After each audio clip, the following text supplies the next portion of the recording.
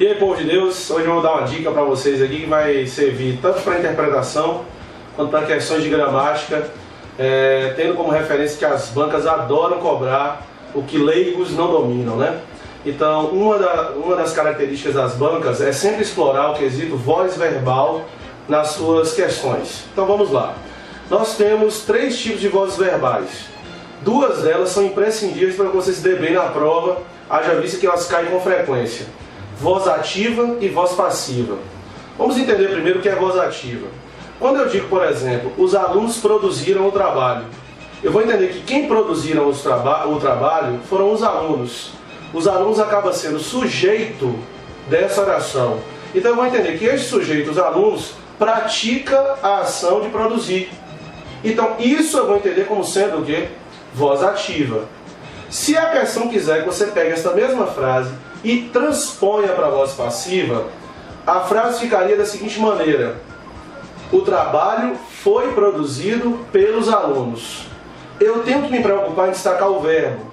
Ao destacar o verbo, eu vou ver que a locução verbal foi produzido indica que o sujeito da oração seja o trabalho.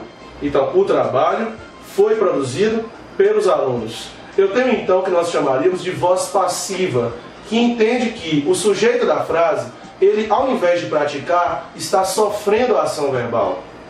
Então, o trabalho é sujeito da oração e sofre a ação verbal de ser produzido pelos alunos. Ok, turma?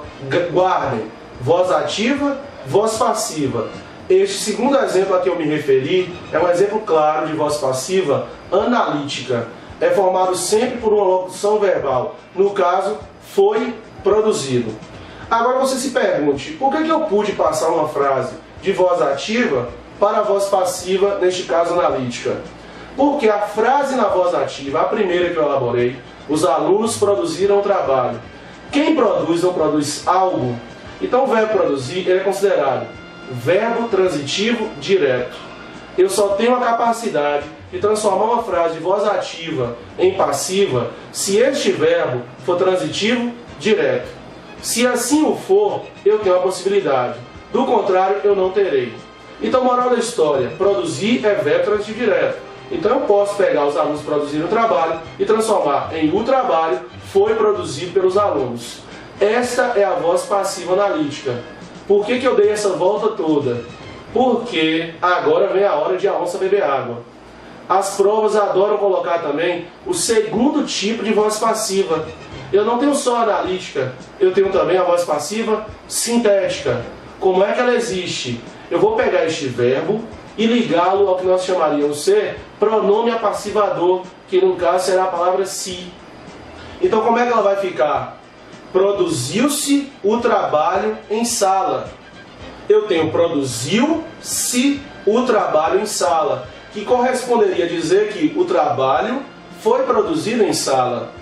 Isso aí, turma, é voz passiva sintética, que ocorre, repito e friso, quando eu tiver apenas um verbo transitivo direto ligado ao pronome se. Este pronome se recebe o nome de quem na sintaxe? Partícula apassivadora, que equivale a dizer o trabalho foi produzido. Onde mora o perigo nessa dica que eu estou dizendo para vocês?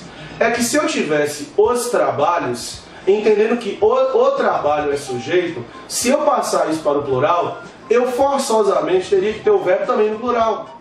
Então eu teria que ter produziram-se os trabalhos em sala, para equivaler a dizer os trabalhos foram produzidos em sala.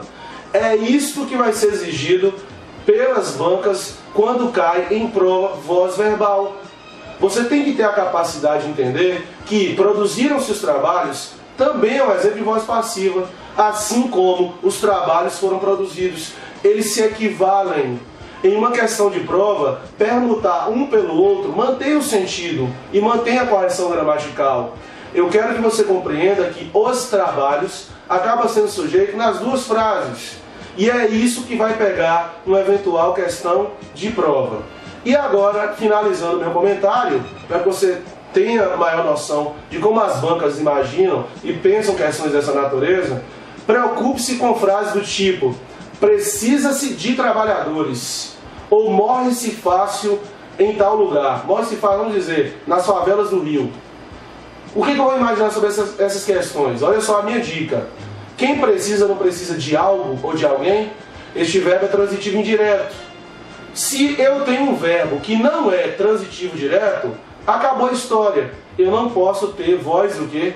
Passiva. O que eu tenho neste exemplo é índice de determinação do sujeito, no qual o verbo fica sempre, olha a palavra que eu estou usando, sempre na terceira pessoa do singular. Eu não tenho a possibilidade de colocar essa frase com o verbo no plural. Isso não existe, isso é impossível.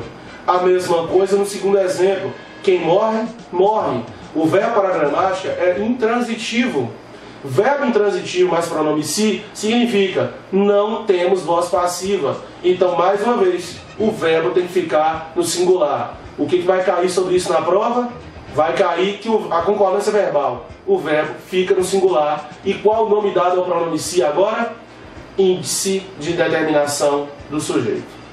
Pegue essas dicas, revise em casa e seja feliz no vestibular. Um abraço.